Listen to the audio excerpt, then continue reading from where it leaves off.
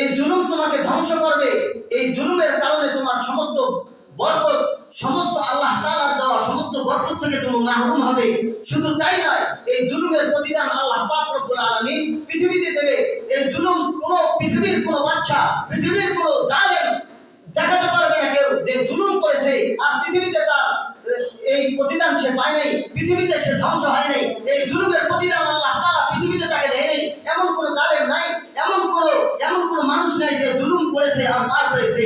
নমরুদ জুলুম করেছে, আল্লাহ পাক রব্বুল আলামিন নমরুদকে এই দুনিয়ার মধ্যে তার শাস্তি দিয়েছেন, তাকে এমন শাস্তি দিয়েছেন যে কিয়ামত পর্যন্ত সে মাটির নিচে দাঁড়াতে থাকবে কিয়ামত পর্যন্ত। তাকে আল্লাহ পাক রব্বুল আলামিন পৃথিবীতে শাস্তি দিয়েছেন, আখিরাতে তো শাস্তি আছে।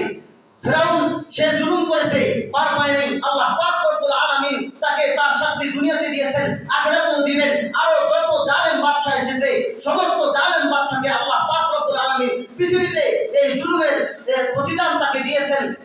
এখনো যত বাদশা আমাদের পৃথিবীতে আছে যারা জুলুম করতেছে, হয়তোবা এখন পর্যন্ত তাদের উপরে আল্লাহ পাক রব্বুল আলামিনের কোনো লানত আসে নাই, কিন্তু মনে রাখবেন আল্লাহ পাক রব্বুল আলামিন ছাড় দেন কিন্তু ছেড়ে দেন না। আল্লাহ তাআলা ছাড় দেন, ছেড়ে দেন না, তাদেরকেও ছাড়া হবে না।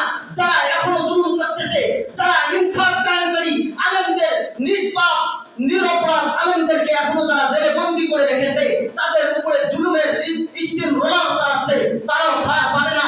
তাদের পূর্বপুরুষরা ছাড় পায় নাই, তাদের পূর্বপুরুষরা ফেরাউন ছাড় পায় নাই। এই ফেরাউনের চালওয়ালারা এখনো যারা আছে এই পৃথিবীতে, এই পৃথিবীর এখনো যে সমস্ত জালেম বাদশারা জুলুম করতেছে, তাদের প্রজাদের অধিকার তারা আদায় করতেছে না। তাদের রাজ্যের মানুষের উপরে তারা জুলুমের অত্যাচার করতেছে, তারাও ছাড় পাবে না, তারাও একদিন ধ্বংস হবে।